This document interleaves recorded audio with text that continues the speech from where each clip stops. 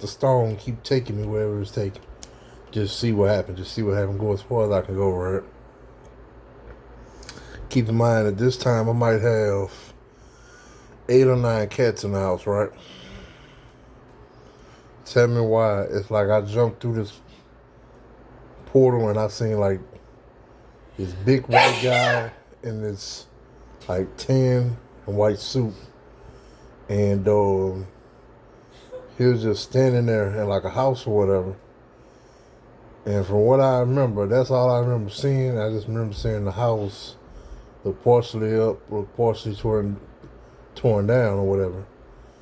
And all of a sudden I heard the cats sound off. All of them made the same sound, like a loud pitched scream, but they almost sound like a human sound at the same time.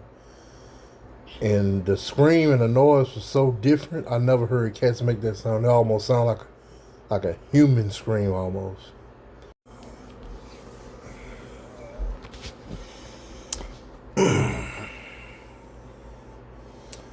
Cats. I fell in love with cats after I caught my first kitten. One name was Angel. The other one name was, what was his name? He was a boy. He was black and white tuxedo. His name was Astro.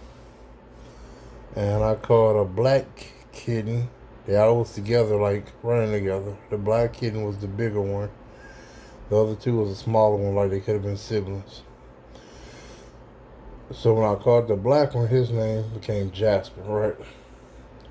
Now I didn't know this at the time, but anybody that knows anything about cats, cats, boys and men kittens and men cats are very fatherly.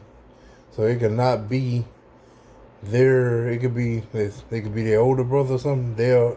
A boy would sit here and take on raising these other two and run with them in like a pack. And they could just meet running through the neighborhood, running through different hoods together. But most boy cats or father cats is very amazing as fathers. I'm gonna make you question yourself after you see how much shit they go through to be a father. Yeah. So anyway, I caught them cats. Took some scratching because I didn't at the time I didn't know. When you snatch them up, you gotta grab them by the back of their neck so you can paralyze them. You can't get them paralyzed. You gotta set a trap. But at that time, but yeah, I caught them. Angel was my favorite cat. She had a little bit like a heart. She's all blue with like a heart symbol in her chest, right? And she had like a little white spot on the tip of her tail, right?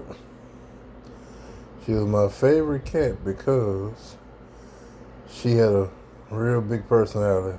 Like she'll be real sweet when she want to be, then she'll be real mean and fight everybody. So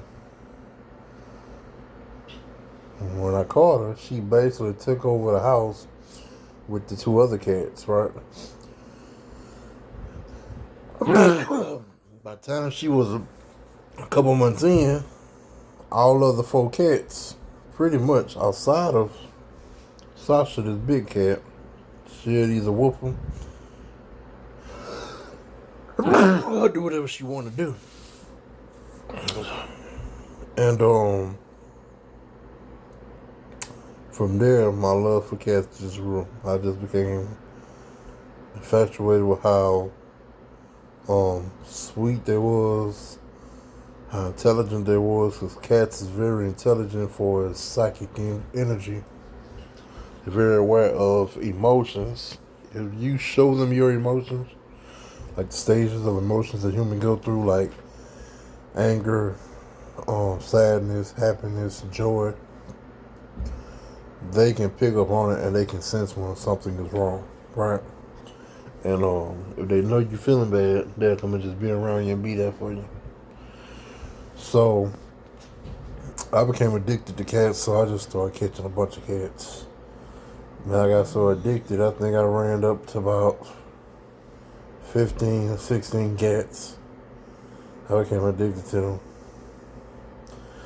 Now, some spiritual insight you might not know. Nah, yes, check this out, right? Quick spiritual story, right? Once upon a time, I was doing ritual. Had some crystals, right? So I was doing some time traveling. And while I was doing this, the cat was in the house, right? Now, I'm not thinking of this, what I'm doing, because basically I'm jumping through hoops into like different realms, right? And I'm seeing different visions. I'm seeing visions of different clowns, different peoples of this 1970s, 1960s, 1950s. It's like I'm just hitting stages and ages, and I'm just going back. So I'm seeing shit, and I'm just can't even believe what I'm seeing. So it's like I'm sitting here in a daze, right? Other stuff that I'm seeing, I'm like stopping and pausing, like taking notes. Then I'm like going back, and I'm still jumping through times and jumping through these hoops, right? In these portals, right? And I was just gonna let. A cat falls from a 10th floor window. By every law of physics, it shouldn't walk away. And yet, most of the time it does. To understand why, you have to look inside. The moment a cat begins to fall, something extraordinary happens. Its spine, built from nearly 30 vertebrae, 6 more than yours, begins to twist. No human, no dog, no other animal can rotate its body the way a cat can in midair. The trigger lives here, deep inside the skull. 3 tiny fluid-filled loops called the vestibular system. In less than 1/10 of a second, they tell the brain which way is down, and the cat begins to flip. Now watch this. As it falls, the cat doesn't curl up, it stretches out. Legs spread wide, belly flat against the air. This pose increases drag, slowing the cat to a terminal velocity of around 60 miles per hour.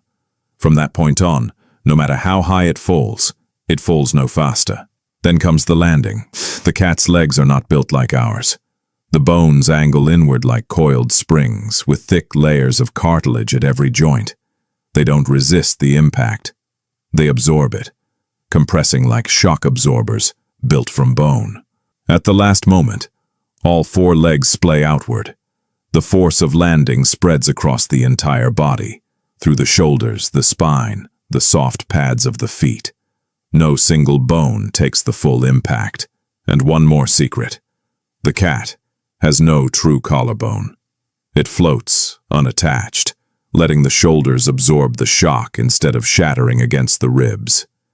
This single anatomical quirk is what saves its life. Spine, ears, lungs, legs, and shoulders. Every part of the cat is engineered for the fall. Higher floors actually give it more time to spread, to slow, to prepare. 9 lives isn't a myth. It's anatomy.